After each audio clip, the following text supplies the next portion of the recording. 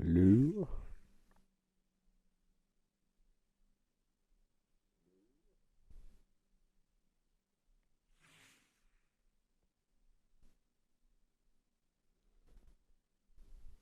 It's good, bro. We already got bots in here, bro.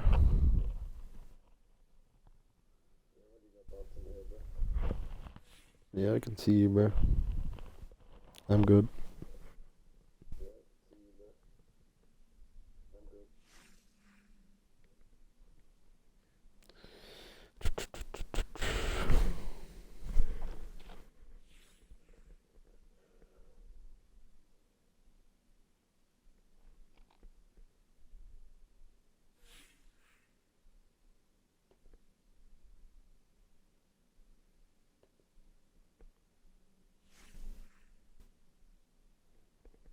Bro, how the fuck do I do this, man?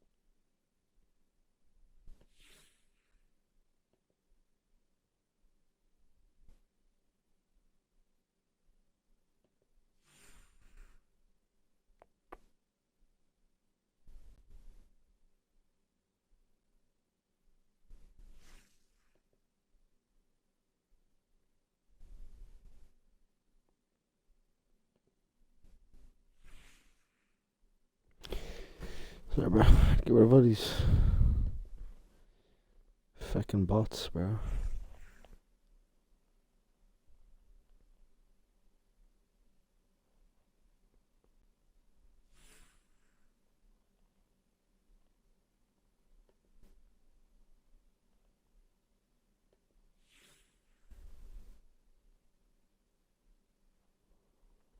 Alright.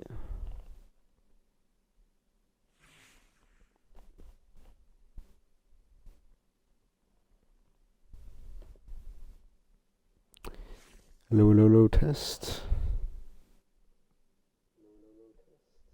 Cool.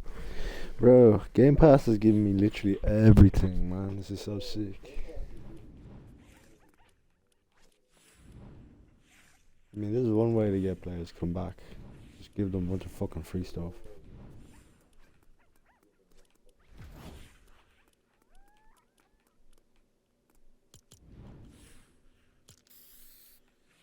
I don't know how long I'm gonna play Fortnite for though. I'll probably go off Fortnite like in a few games to be honest. But I wanna try the new season.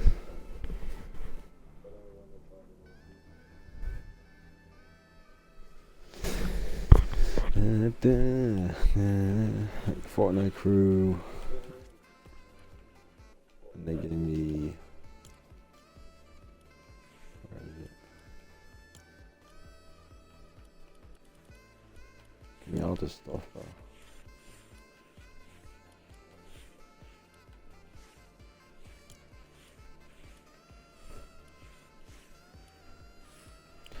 It's cool. I'm not gonna use this skin, but it's cool.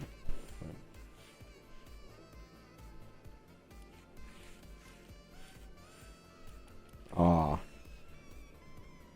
that's how you unlock it? That's so goofy, bro.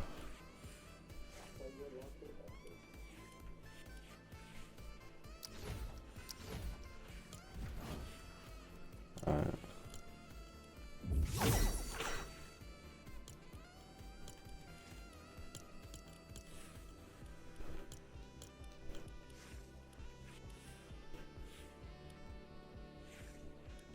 Smash.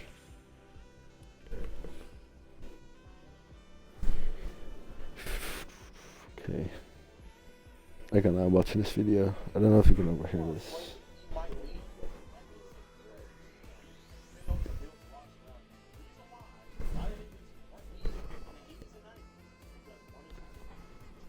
You can't hear it, but I don't really give a shit.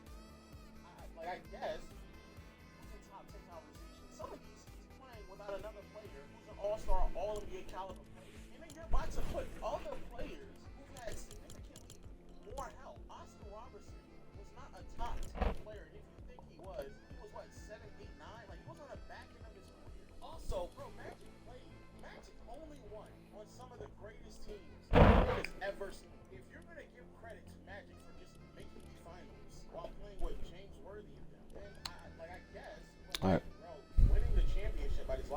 I'm gonna play a bit of normal battle royale. I want to see what the Simpsons mode is like, and then I'm probably just gonna play OG because OG is just so much better. Like, I don't know how good. Maybe it will be good because people are hyping it up. But OG Fort is just so much better. The map is better. The guns are better. It's just better. Because it was a better time, obviously. But we'll see how it goes. More favorably, but again, bro, don't should be higher. This is the shit I be talking about. It don't make no sense. Green benefited a lot from having to build point guard on his team, which is why he's only 7th on that. Yeah, and Magic benefited a lot from having arguably the greatest center of all time on his roster as well. Because without having the greatest center of all time on his roster, he never won anything. There's one player who actually won a championship without having Magic on the team. The other one did not win anything without the other player on the roster, and yet somehow you're crediting. I don't understand. Jesus. Now, if I haven't triggered enough people, I'm really going to get people going with this next one, and that is because I have LeBron. I actually kind of forgot that I was asked to watch this video because LeBron was at 6. I'm gonna be honest with you. We've watched from 12 to 6. Every single last name just does not make any sense to me at all. Like, not even remotely close. So I would love to hear the argument to why LeBron is 6th all time. Shit, it's actually like the Simpsons one. LeBron James That's at cool. 6th. Yes, I know. LeBron James is 6th. But there's reasons for this. For one, I think LeBron has benefited a lot from playing on several Simpsons.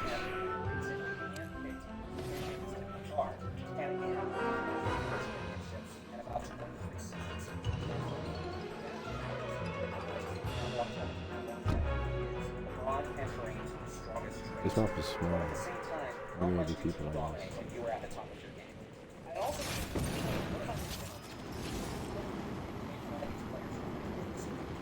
I was to take LeBron James at max, he's going to win 2 championships with that team or somewhere else. That's what he was. Fuck, I'm not gonna lie, bro. This is fucking.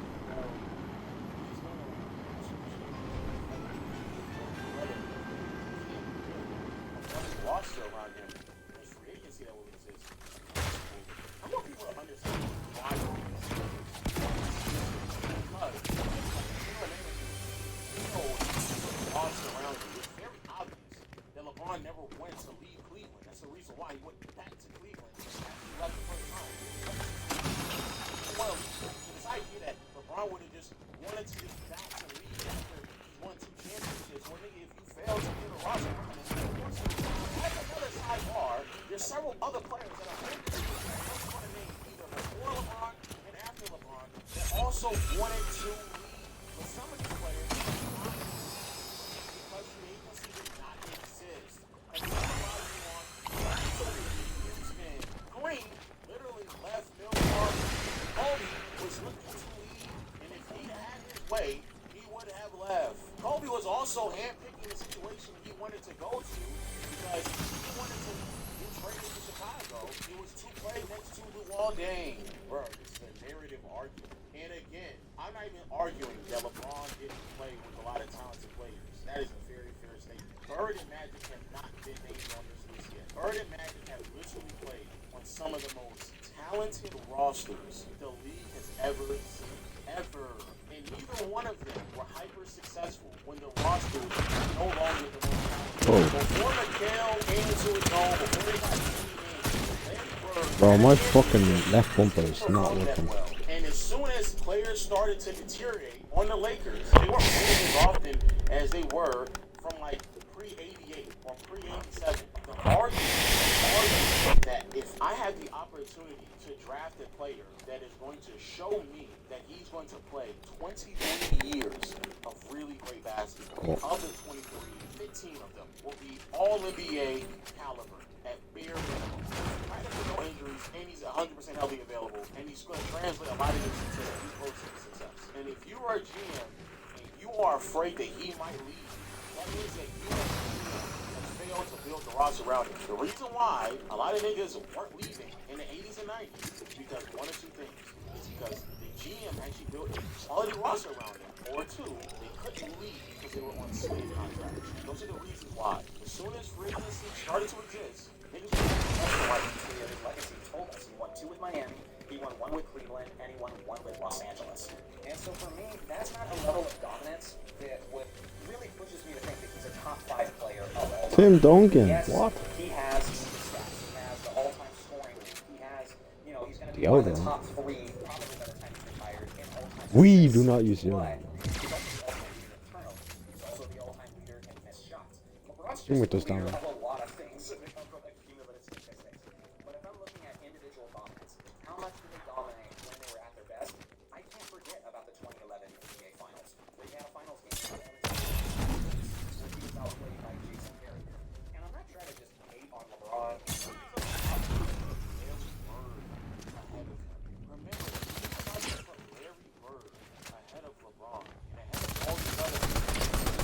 Man, I'm gonna play comp after this.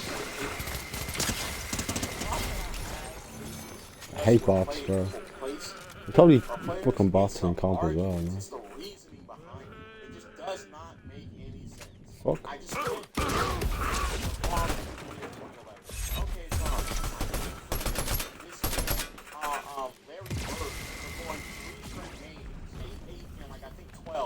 I can't forgive it.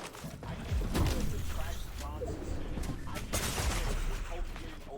I can't forgive what Shaq did in 06. All of these players have lows. And if you want to argue that LeBron's low is the lowest, I don't know if he has the lowest. But if you want to argue that, that's fine. However, I am dog, bro. I'm just warming up. First game. First game. Again, I don't know why Duncan wouldn't be ahead of everybody else. I've not played in time, bro. When you say where a guy's ranked, and if it's much lower or much higher, you kind of have to explain why that is. Was the 2016 NBA Finals one of the greatest performances we've ever seen? Absolutely. Was LeBron absolutely nuts in the 2018 season where he carried his Cavs to the NBA Finals? For sure.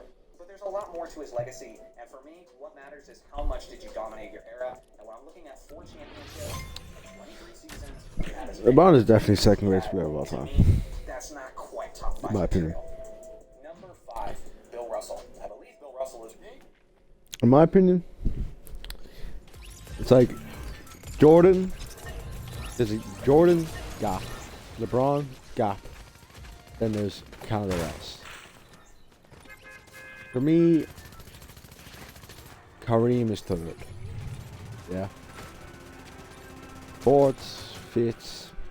I'm a big Bird dude. I really like Bird. I like Tim Duncan. I'd have to think about it on who's fourth. Whoa, what the hell is going on here? I don't know. All I know is Jokic is top 5. It's my boy. Go Nuggets, bro. I'm so bad. Why am I not in here? Low gravity. Oh, this is gonna suck.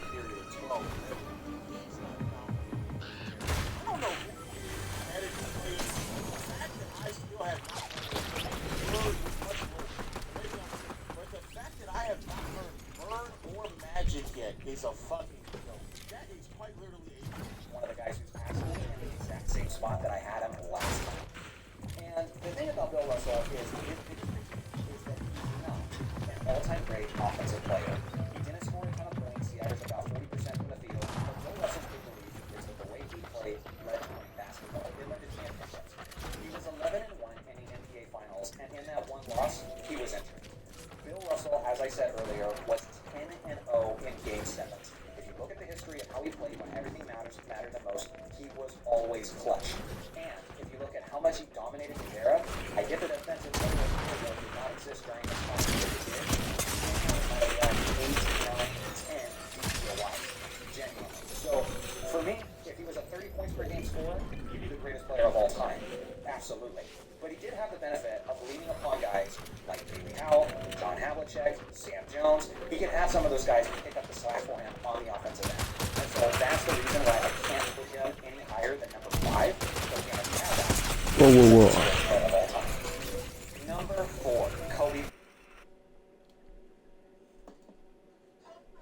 Bro, I ain't gonna lie, if Bird and Magic are 2 and 3, I stopped believing that shit 5-7 years ago. Bird and Magic being top 3 players in NBA history is some shit that you believe when you're growing up and you're a child, and those are the only like 3 names that you're aware of: MJ, Jordan, and Magic. I say MJ, Jordan, MJ, Magic, and Bird. Like that's when you believe those things. But then if you just keep doing more research and digging a little bit deeper, and especially with some of the things in which you're being critical of other people for, there is just absolutely no way that you could ever conclude that 2 players that were on teams that were more talented than like 90% of the names that you just listed off. 2 players that did not have any noteworthy longevity. 2 players that were not just on rosters, but playing in the weakest conference of all time. Bro, the 80s West, if it's not the weakest, it's like the second weakest conference. And he's on arguably the most talented roster ever. Of players playing next to other players. You're critical of playing defense. You're critical of finals performances when you have potentially, I don't know. I'm assuming it's Bird and Magic. You have players who just do not perform at certain levels in the finals. Because I think at one point I even had him ranked as low as 8. But the reason why is because I think I've just grown to appreciate the amount of competition that Kobe had to deal with. For example, in 2009, so you moved Kobe Bryant from 8th to 4th because of competition, but you're telling me you probably have Magic Johnson 2nd? Oh my fuck, bro. Also, when people make this argument about Kobe's competition, you all do realize that Duncan is playing in the exact same West. Do y'all not understand that? Fuck, bro. My God. Even in their finals run in 2008 and in 2010, the amount of injuries he had to deal with, the amount of injuries that the Lakers had to deal with, not having Andrew Bynum and still going on to win the championship, or how... What? Andrew Bynum played. He was there in 2009. He didn't play in 2008. He was there in 2009. People who highlight Bynum Let me look through this thing. when the nigga was like the 4th or 5th best player on the team in some of those runs. What the fuck are you talking about? About Kobe going on to lead his team to win the NBA championship in 2010 while That's having cool. a broken index finger. I understand there's certain guys on this list, like Kareem, like LeBron James, who have better stats than Kobe Bryant. But as far as Kobe's mentality, how elite he was as a defensive player, the amount of Howdy competition doody, he had to Homer. put up with, and people want to say, oh, well, he had Shaq. Well, yeah, but he was still a What the major fuck part is for that? winning those first 3 championships, and then he added 2 championships after that, and that's the equivalent Hey, of what Mark. Team Elijah won accomplished in his entire career. So to me, that shouldn't even be a valid criticism because Okay. The reason why people criticize or say that about Kobe, twofold. Hey, nigga, you just said something about the teammates that someone else may have had. You just said that. You just criticized Kareem for who, when he was winning championships next to Magic, claiming that he wasn't like the best player. He really wasn't Kareem's team. It was Showtime when Magic showed around. You just did that. You literally saw another player who has not only won a championship before Magic, but then you still found a way to criticize Kareem for playing with Magic. That's why people do that. That's why people do it. You are a part of the problem. You just did it with someone else. Also, and I love Kobe, but that first championship, no. Second and third, yes. First one, no. Kobe had a rolled ankle. He had one amazing game in the finals, but he played bad and they still won. So when y'all sitting here saying, I don't know why people, when they think it's a genuine criticism, he won 2 on his own, that's as much as Hakeem did. So what did Duncan do then? The fuck are we talking about? Duncan won a championship in '99 with an aging David Robinson. One in 2003. David Robinson, last year's career, rookie Manu, sophomore Tony. Won 2 years later. The Manu and Tony were better, but still not good enough to the heights of any of these other players that we're talking about right now. You all laid a foundation of how y'all are criticizing players, and then sit here and get upset about, I don't think that saying that Shaq was his teammate is fair criticism. Okay, I think that's fair. That's fair, but you can do the same thing for Kareem playing with Magic. And it sounds like you're not going to do the same thing for Magic playing with Kareem. at times during their title runs in 2001 and 2002 especially, Kobe at times looked just as good as Shaquille O'Neal. And so given how dominant he was, given the amount of injuries and the amount of difficult things that he had to push through that most guys in today's game don't even dare trying to push through, I think Kobe has to be a top 40 time in NBA history. Maybe I'll change my mind in a month or 6 months from now or a year from now, but at this point I think my appreciation for Kobe's legacy, him as a leader, his impact and his drive is higher than it's ever been. It's not that like suddenly his passing, maybe shoot him up on the all-time list, because I did some rankings after that anyway, and I didn't have him this high. But it more just has to do with like Kobe did the extra things. Kobe toughened up Pau Gasol. Kobe got guys to spend more time in the gym and spend more time in the club. He made guys like And Kobe did all those things. Yes. Y'all not believe that everybody does that? Maybe not Shaq. But do y'all not think that LeBron makes his teammates better? You don't think that LeBron put AD aside and made sure he was healthy, prepared, the regimen was there, which is a sidebar, if I'm not mistaken, that's noted. You don't think that Magic took players aside, helped them out? Kareem is not as much out there. But Duncan provided leadership and stability throughout those years. Bird did the same thing. I don't think that other players have done those things. Now, if you want to argue they didn't do it like Kobe, that's basic. From a lot of Jordan. But it doesn't mean that everyone in the top 20, 5, 20, some capacity. Because for you to be that high all time, you would have to be the best player on your roster at some point in your career, more than likely. So if you are that, then all of them are leaders. All of them are going to help their teammates out and grow and develop in many ways. Vujicic better. He made guys like Derek Fisher better. He drove them to be more determined and stronger as players and as leaders. And to me, that was more important than the stat sheet itself. So that's why I got Kobe at number 4. Number 3. Oh, this might be worse than I thought. Oh, no. Magic Johnson, Showtime. Magic Johnson, again, I talked about making your teammates better. I talked about the impact on winning. Magic Johnson went to the NBA Finals in 1991 after already being a 5-time NBA champion. And after James Worthy was hurt, and after Byron Scott was hurt, he still had a 20-assist game in the NBA Finals with Rodney Zubac as his best teammate. Just insane. But again, you could say the same thing with some of the names you just listed off. You just sat there and said that you don't really care that much about stats, it's about the results and all that stuff. You sat there and bringing up what Magic Johnson did in a closeout game that was already that was decided for a good portion of that fourth quarter. It's crazy. Talk about one assist in that game. Talk about the fact that he scored 33% in that game. It's crazy. That's crazy. And it's an amazing passing performance. Without a doubt. So like effectively it's a loss. It's crazy how you are now bigging up a series that resulted in a loss in one game, one statistical category in that game. As if like couldn't do the same thing for everybody else you just listed off. Magic's rookie season. Starting at center, in place of Kareem Abdul-Jabbar, dropping about 42 points, 12 rebounds, 7 assists.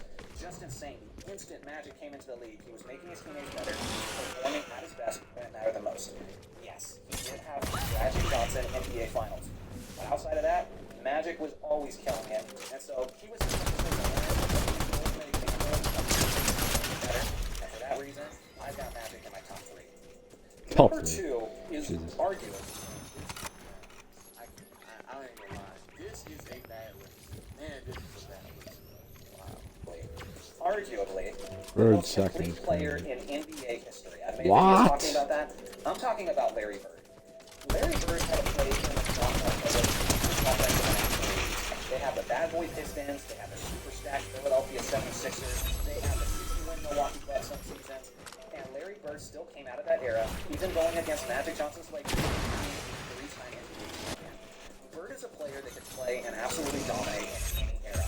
He was one of the greatest scorers in NBA history. He was one of the greatest shooters in NBA history. He had 2 50-40-90 seasons in his career, and one of those, right after his back problems, were already starting to hold him back, basically. He was a Defensive Player of the Year candidate, finished as high as 3rd overall for that award. He had several All-Defense Team selections. He had one game where he had given to the play in the fourth quarter. That was the game against Utah where he nearly had a quadruple double just playing in the quarters. And then, Bird as a small forward was one of the greatest rebounders in NBA history. He was one of the greatest passers in NBA history.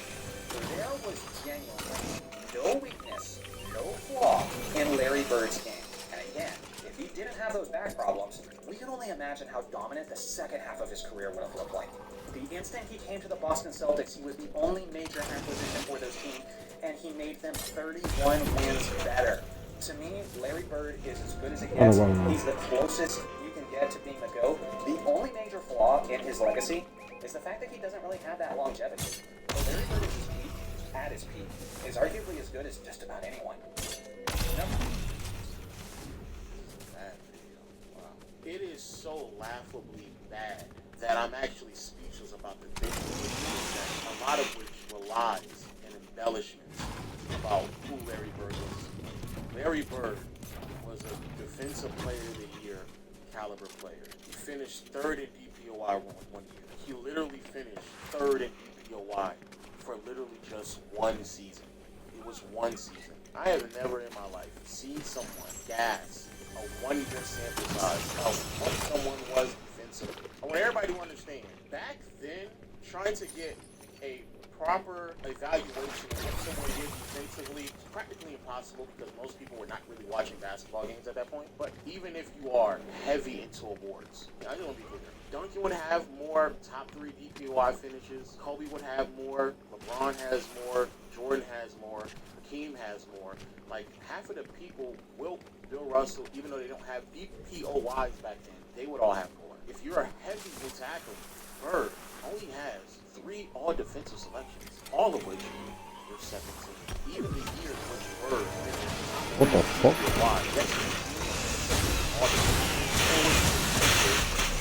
Okay, let's brawl, bro.